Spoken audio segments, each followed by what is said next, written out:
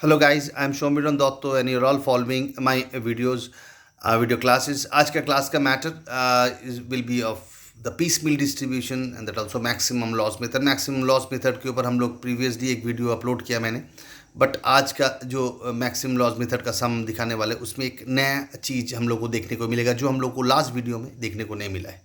But before starting maximum loss method I must tell you one thing कि चाहे वो maximum loss method हो, चाहे प्रोपोर्शनेट कैपिटल मेथड हो जिसको हम लोग एब्सोल्यूट सरप्लस कैपिटल मेथड बोलते हैं, रिलेटिव कैपिटल मेथड बोलते हैं, उसका बहुत सारा नाम है. Absolute surplus method, relative capital method, proportionate capital method, ये सब उस मेथड का नाम है. और ये है मैक्सिमम लॉस मेथड. ये दोनों मेथड में जब भी हम लोग एक्सटर्नल लाइबिलिटीज़ को पेमेंट करेंगे, in both the cases it is same. तो एक्सटर्नल लाइबिलिटीज़ के लिए कोई अलग मेथड नहीं है.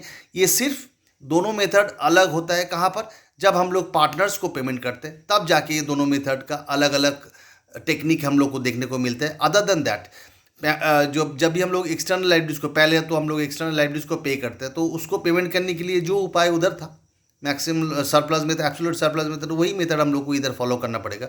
सो वो that part is common. After that जब भी हम लोग कैपिटल मतलब पार्टनर्स में डिस्ट्रीब्यूट करने जाएंगे पैसा, तब जाके काफ़ी सारा डिफरेंस हम लोग देखे. Both in case of absolute surplus it's a different method all together, different system altogether to distribute the amount to the partners, and in maximum loss also it's a different method altogether to distribute the amount to the partners. आज हम लोग maximum loss के ऊपर और एक different type of some देखेंगे जिसमें maximum loss, ज़्यादातर मैक्सिमम लॉस कब अप्लाई होता है. एक चीज़ याद रखिएगा, दोनों मेथड काफ़ी बार इससे एग्जाम में सम आता है बट मेथड मेंशन नहीं करते. तो अगर मेथड मेंशन नहीं करते हैं तो पूरा सम पढ़ने के बाद अगर कुछ भी और नहीं लगा तो आप दोनों में से कोई भी मेथड जिसमें आप इजी हो उसको अप्लाई कर दो एग्जाम में. एज्यूम कर लो कि ये मेथड से हम लोग किए. So in that case you can assume, तो तुम कोई भी मेथड फॉलो कर सकते हो प्रोवाइडेड अगर एग्जाम में कोई मेथड के बारे में स्पेसिफाई किया हुआ नहीं है सम में. बट अगर किसी भी सम में स्पेसिफाई करता है तो अकॉर्डिंगली हम लोग को करना पड़ेगा. और अगर किसी भी सम में स्पेसिफाई नहीं किया हुआ है बट एक वर्ड दिया हुआ है कि one partner is insolvent and he could bring only this much amount या could not bring anything, ऐसे करके अगर कोई भी इंफॉर्मेशन हैगा कि इंसॉल्वेंसी के बारे में कि कोई भी पार्टनर इंसॉल्वेंट है, तब जाके आपको कंपल्सरीली मैक्सिमम लॉस मेथड ही अप्लाई करना होगा. So I repeat, in any sum if there is any mention of any partners being insolvent to certain extent या fully insolvent, whatever it is, अगर ऐसे कोई इंसॉल्वेंसी का information रहेगा सामने, तब जाके आप लोगों को मैक्सिमम लॉस मेथड ही अप्लाई करना होगा. तब उधर आप एज्यूम नहीं कर सकते हो एब्सोल्यूट सरप्लस मेथड. सो ये सम जो अभी हम लोग करेंगे इसमें भी ऐसे ही कुछ है. एक बार देखते पहले सम को समझते, उसके बाद हम लोग जाएंगे सॉल्यूशन में. Let's move on to show you the sum and then the solution. Minutely sum को देखिए. Sum number 33, Das, Bose and Ghosh are partners. 2:2:1 में ये लोग शेयर कर रहे प्रॉफिट. ये उन लोग का बैलेंस शीट है, सिंपल एक बैलेंस शीट है. इधर एसेट्स है, इधर क्रेडिटर्स है, मतलब एक ही मात्र लाइबिलिटीज़ है, एक्सटर्नल लाइबिलिटीज़ है. रिजर्व्स भी है, कैपिटल होल्डर का बैलेंसेस, कैपिटल बैलेंसेस है. Creditors are taken over by Das at 10% discount. Very interesting matter है ये. जो मैटर है इसका मतलब ये होता है कि दास क्रेडिटर्स को टेकन ओवर किया, मतलब क्रेडिटर्स को अलग से पेमेंट करने का कोई जरूरत है, मतलब इधर एक्सटर्नल लाइबिलिटीज़ का पेमेंट का कोई जरूरत ही नहीं है, क्योंकि एक्सटर्नल लाइबिलिटी जो था क्रेडिटर्स उसको दास ने ले लिया एट 10% डिस्काउंट. तो इधर ध्यान देना पड़ेगा, क्रेडिटर्स अगर 10% डिस्काउंट अलाउ किया तो कंपनी के लिए वो प्रॉफिट हुआ कि लॉस हुआ? कंपनी के लिए डेफिनेटली वो प्रॉफिट हुआ, क्योंकि अगर क्रेडिटर्स को हम लोग को कम देना पड़ेगा तो फर्म के लिए वो प्रॉफिट होता है. तो ये जो 10% मतलब 4,000 का 10% होता है 400 रुपये. जो 400 रुपये का जो प्रॉफिट हुआ है वो तीनों में ही बांटा जाएगा. It will be distributed among all the three partners because this is the discount of the firm. This is the discount given by creditors to the firm. तो फर्म में जो भी फायदा होता है वो तीनों पार्टनर्स में डिस्ट्रीब्यूट होता है. तो इधर एक चीज़ तो तैयार है कि क्रेडिटर्स टेकन ओवर हुआ, दास टेकन ओवर किया, तो 3,600 का 4,000 का क्रेडिटर्स 3,600 टेकन ओवर होगा, दास का कैपिटल में वो जुड़ जाएगा. बट 400 का जो डिस्काउंट है वो तीनों पार्टनर में जुड़ा जाएगा, क्योंकि वो जो 400 का डिस्काउंट जो कंपनी को मिल रहा है फ्रॉम क्रेडिटर्स, वो फर्म को मिल रहा है from creditors, that is the benefit for all the partners. तो that will be included in all the capital holder.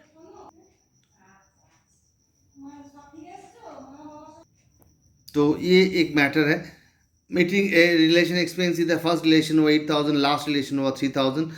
You were required to prepare the statement showing distribution of cash as and when realized. Post is insolvent and is able to bring only 40 rupees.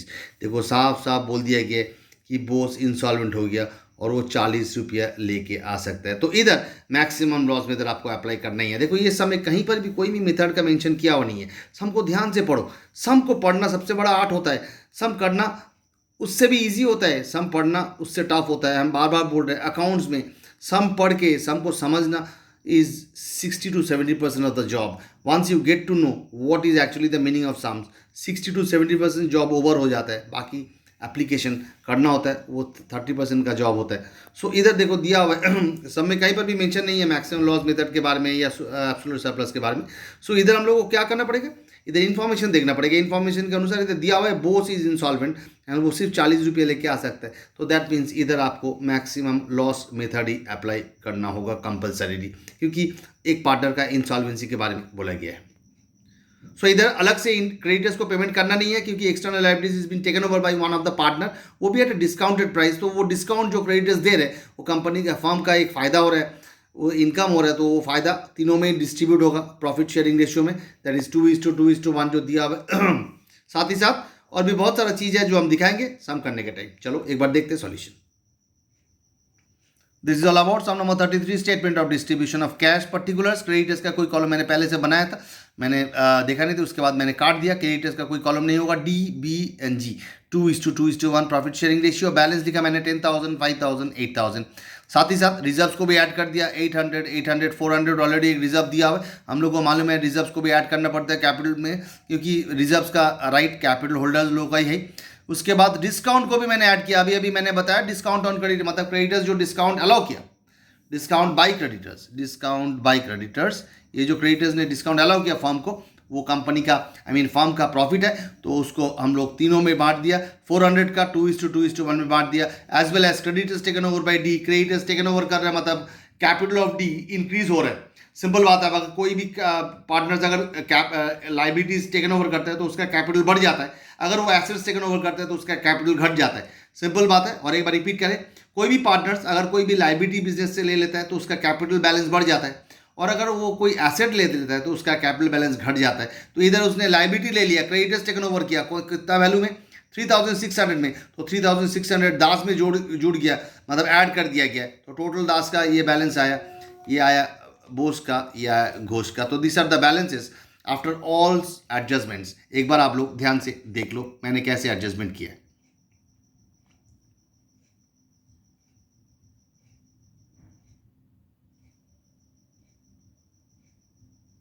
Governor versus हमारे principal एक बार आप लोग अगर याद करके रखोगे, या गवर्नर वर्सेस हमारे प्रिंसिपल अगर आप लोग साइड में खुल के रखोगे, तो that will be much better for you all, because governor versus हमारे प्रिंसिपल का एप्लीकेशन है इधर मैक्सिमम लॉस मेथड में। इसीलिए हमने हम बार बार बोलते हैं कि कोई भी चीज़ सब लिंक्ड होता है, हर एक चीज़ से हर एक चीज़। जैसे फिफ्थ सेमेस्टर का अकाउंट्स, थर्ड सेमेस्टर का अकाउंटिंग कर रहे हैं, थर्ड सेमेस्टर के साथ फिफ्थ सेमेस्टर का भी फिर अकाउंटिंग का रिलेशन होगा, फिर फिफ्थ सेमेस्टर के साथ सिक्स सेमेस्टर का अकाउंटिंग का रिलेशन होगा। इसीलिए हर एक के साथ हर एक का रिलेशन है। तो इधर आप लोगों को क्या रिलेशन मिलेगा, गवर्नर वर्सेस हमारे प्रिंसिपल अगर आप लोगों के पास है, कॉपी में लिखा हुआ है, तो उसको एक बार निकालते हुए रखिए। जब भी ये चीज़ आपको लोग हम समझाएंगे तो गवर्नर वर्सेस हमारे प्रिंसिपल का एप्लीकेशन इधर होगा। तो बिफोर दैट ये जो एडजस्टमेंट किया मैंने पहला, ये एडजस्टमेंट आई होप समझ में आ गया होगा। Creditors taken over by D, तो डी में ऐड कर दिया गया, और वो भी टेकन ओवर हुआ एट ए लेसर प्राइस, मतलब क्रेडिटर्स ने 400 का डिस्काउंट अलाउ किया फर्म को, तो फर्म के लिए वो प्रॉफिट हो गया, तो उसको हम लोग जोड़ दिया तीनों पार्टनर में। साथ ही साथ रिजर्व्स को ऐड किया, करने के बाद अल्टीमेटली ये बैलेंसेस आए। उसके बाद पहला रियलाइजेशन, फर्स्ट रियलाइजेशन 8,000। इधर 8,000 इज नॉट सफिशिएंट इनफ। देखो तीनों का बैलेंसेस टोटल करके 8,000 से ज़्यादा ही आएगा, तो हम लोग को मैक्सिमम लॉस निकालना पड़ेगा। तो मैक्सिमम लॉस कैसे निकालते हैं, तीनों को ऐड करेंगे, ये तीनों को ऐड करने के बाद इससे माइनस करेंगे तो आ जाएगा maximum loss. Maximum loss will be, ये तीनों को ऐड करो, आएगा 29,000 माइनस 8,000 विल गिव यू 21,000। ये मैक्सिमम लॉस को हम लोग 2:2:1 में सब में डिस्ट्रीब्यूट करेंगे, 2:2:1 में सब में डिस्ट्रीब्यूट कर दिया। यहाँ से आप लोग थोड़ा कंसेंट्रेटिंग पावर बढ़ाइए, क्योंकि यहाँ से इस सब में एक ट्विस्ट आएगा, जो हम लोग मैक्सिमम लॉस का पहला वाला वीडियो में इसके आगे वाला वीडियो में हम लोग ये ट्विस्ट नहीं था। ये जो मैक्सिमम लॉस का ट्विस्ट है, ये ट्विस्ट सिर्फ इसी सम में मिलेगा। पहले वाला वीडियो में मैंने जो मैक्सिमम लॉस का सम दिखाया था उसमें ये ट्विस्ट नहीं था। तो यहाँ से आप लोग थोड़ा कंसेंट्रेटिंग पावर बढ़ाओ। देखो मैंने क्या किया, इधर 8,000 is the first relation amount, जबकि मेरे को चाहिए this plus this that is comes to 29,000।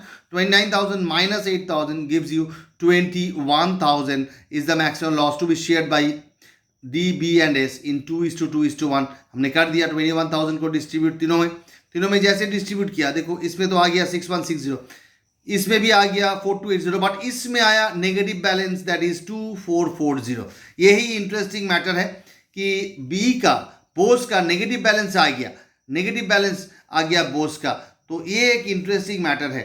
यहाँ पर हम लोग लास्ट सम में ऐसे नहीं देखा था, बट ये सम में हम लोग देखेगा कि नेगेटिव बैलेंस, जब भी कोई किसी का नेगेटिव बैलेंस आएगा, इधर किसी एक का ही आया, तो एक जन का अगर नेगेटिव बैलेंस आता है तो उसको बाकी दोनों में डिस्ट्रीब्यूट करना पड़ेगा, वो भी in the last agreed capital ratio. देखो now the negative balance of B to be shared by D and G, दोनों का ही पॉजिटिव बैलेंस है डी एंड जी का, तो D and G in the last agreed capital ratio. Last agreed capital ratio क्या होगा?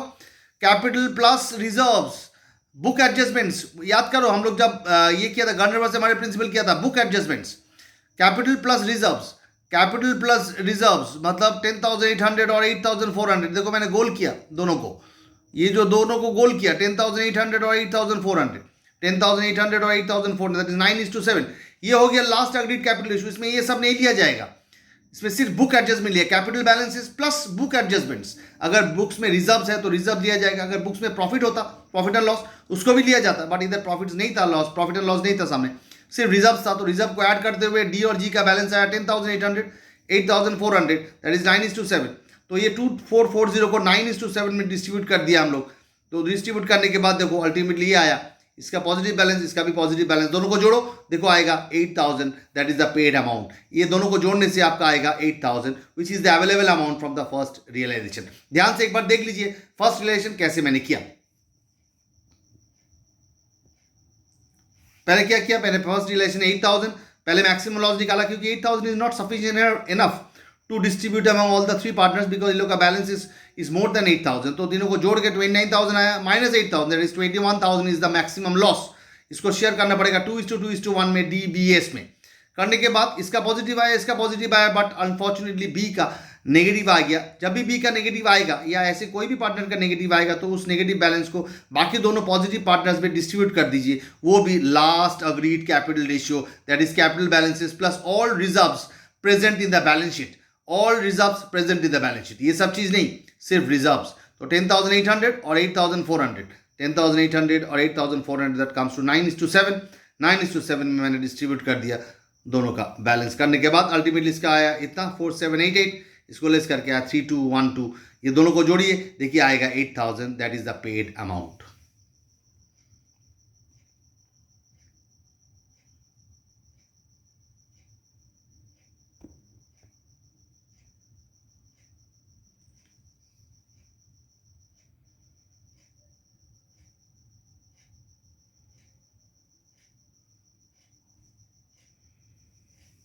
अब हम लोग लिखेंगे balance brought forward. Balance brought forward इसको कितना पेड हुआ 4788. इसका कितना बैलेंस था 14,560. 14,560 में से 4788 लेस करेंगे तो यही आएगा.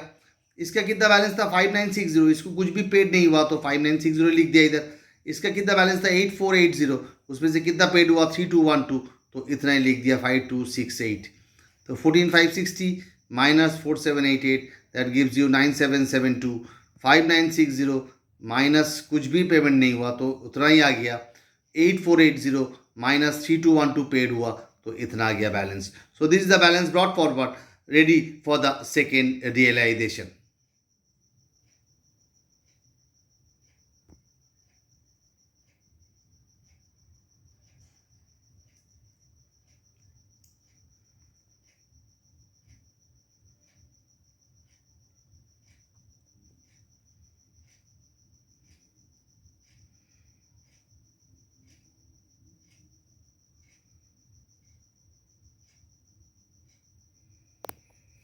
अब हम लोग सेकंड रिलेशन के लिए तैयार है. सेकंड रिलेशन 3,000 है, बट जबकि ये तीनों को ऐड करने से it will be more than 3,000 that means again maximum loss निकालना पड़ेगा. मैक्सिमम लॉस ये तीनों को ऐड करने से आएगा 21,000. करके देख लीजिए आप लोग.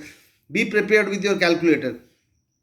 इसीलिए मैंने गवर्नर बस मरे को लेके बोला था निकाल के रखने के लिए, क्योंकि गवर्नर बस मरे प्रिंसिपल का एप्लीकेशन है इधर.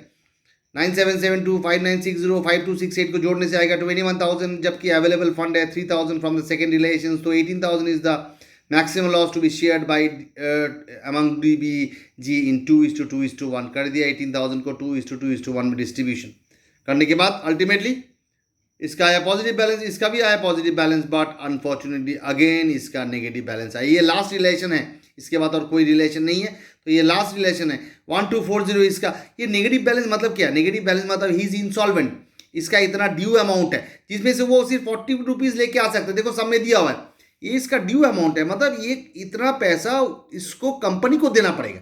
ये जो पैसा है एक्चुअली इसका मतलब क्या है? जो बैलेंस है 257,216, this is the amount which they are supposed to get from the company, and this is the negative balance, is the amount which this person, this partner is supposed to pay to the company। तो 1240 उसको देना था, but वो कितना दे पा रहे हैं? Only 40 rupees वो लेके आ पा रहे हैं, क्योंकि वो इंसॉल्वेंट हो गया। तो उसका ड्यू बैलेंस कितना हो गया? 1200 उसका ड्यू बैलेंस हो गया, मतलब नेगेटिव बैलेंस हो गया 1200। हम लोग को मालूम है कि जब भी एक पार्टनर इंसॉल्वेंट होता था गवर्नर वर्सेस मनी में, वो कितना लेके आ पाता है? उतना लेके आने के बाद बाकी जो डेफिशिएंसी रहता है, ये है डेफिशिएंसी अमाउंट, उसका डेफिसिट अमाउंट। ये deficiency will be borne by the other partners in their last agreed capital ratio. Last agreed capital ratio तो हमने निकाल लिया था 9:7 पहला केस में। ये देखो लास्ट एग्रीड कैपिटल रेशियो निकाल के रख दिया था 9:7 में। तो इधर जो 1200 रुपया 1240 था, उसमें से 40 रुपया वो लेके आ पाए, सब में दिया हुआ है 40 rupees, he could only bring 40 rupees, he is insolvent. तो 1200 का जो डेफिसिट है that will be borne by DNG in their last agreed capital 9:7। 9:7 में हमने डिस्ट्रीब्यूट कर दिया, करने के बाद अल्टीमेटली देखो ये बैलेंस आया, that is the paid amount. ये दोनों को जोड़ो, दोनों को जोड़ने से अल्टीमेटली 3,000 ही आएगा।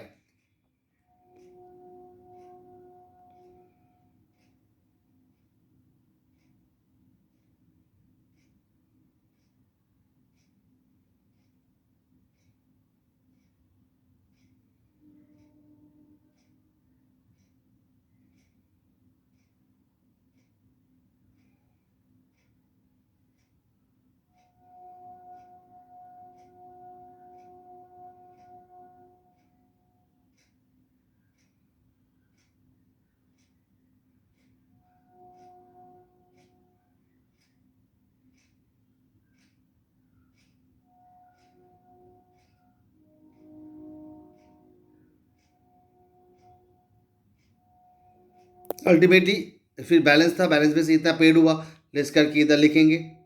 इसका बैलेंस था इतना 5960, इसमें से इसको कुछ भी पेड नहीं हुआ, तो इसका यही आएगा 5960।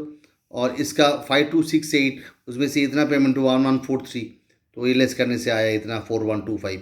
एक बार आप लोग खुद से करके देख लीजिए, ये है पूरा स्क्रीन में दिख रहा है। देखिए आप लोग लेस करके देख लीजिए, 9772 माइनस 1897 करने से 7875 आएगा। 5960 जिसमें से उसको कुछ भी पेमेंट नहीं हुआ, तो वो 5960 इसका बैलेंस रह जाएगा। और 5268 माइनस 1143 करने से आपका आएगा 4125। This is the realisation loss, this is the unpaid amount, that is called realisation loss. एक बार ध्यान से देख लीजिए आप लोग, ये पहला सेकेंड रिलेशन, लास्ट रिलेशन का पूरा पिक्चर आप लोग को दिख रहा है अपने पूरा स्क्रीन में। फर्स्ट लास्ट रिलेशन का पूरा पिक्चर।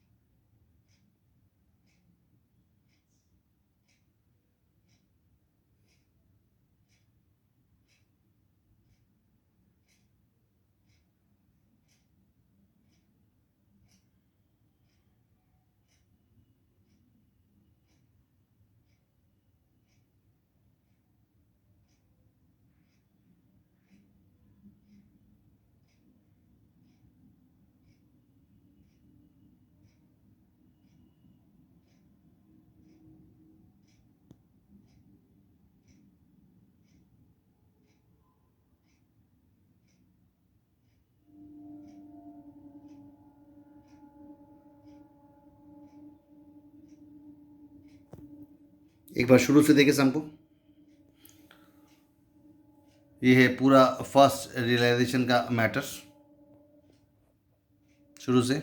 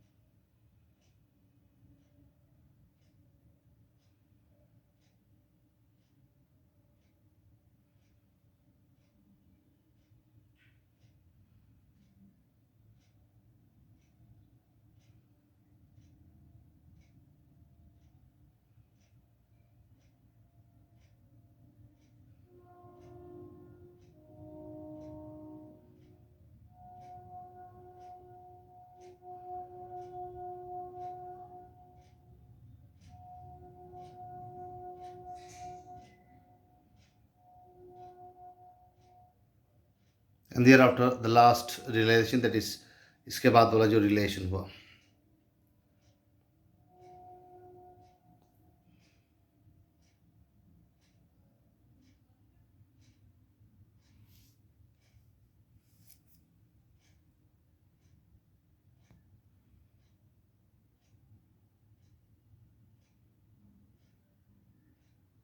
तो आज हम लोग मैक्सिमम लॉस मेथड में जो चीज़ चर्चा किया, ये एक इम्पॉर्टेंट एस्पेक्ट्स को लेकर चर्चा किया, दैट इज़ मैक्सिमम लॉस में होता क्या है। पहले हम लोग देखते हैं कि कितना रिलेशन हुआ है, उसके बाद हम लोग देखते हैं कि कितना पेमेंट करना था कैपिटल बैलेंसेस, और उसके बाद मैक्सिमम लॉस निकालते हैं। मैक्सिमम लॉस निकालने के बाद उसको डिस्ट्रीब्यूट करते हैं प्रॉफिट शेयरिंग रेशियो में among all the partners, and thereafter जो भी बैलेंस आता है उस balance is consider to be paid. But in the process अगर किसी का भी डेबिट बैलेंस मतलब नेगेटिव बैलेंस आता है, तो उस नेगेटिव बैलेंस को बाकी दोनों पार्टनर्स में लास्ट अग्रीड कैपिटल रेशियो के अनुसार डिस्ट्रीब्यूट कर दिया जाता है। ये लास्ट अग्रीड कैपिटल रेशियो निकालने के लिए हम लोग गवर्नर वर्सेस मर्डर प्रिंसिपल के टाइम देखे थे कि उसमें हम लोग क्या लेते हैं, capital balances plus all book reserves, मतलब बुक्स में बैलेंस शीट में जो पीएल अकाउंट दिया हुआ है, बैलेंस शीट में जो रिजर्व्स दिया वो सबको ऐड करने के बाद जो बैलेंसेस आता है उसको हम लोग बोलते हैं cap last agreed capital balances, और उसका जो रेशियो होता है, जैसे इस सम में आया था 10,800 एंड 8,400, उसी रेशियो में उस डेबिट बैलेंस को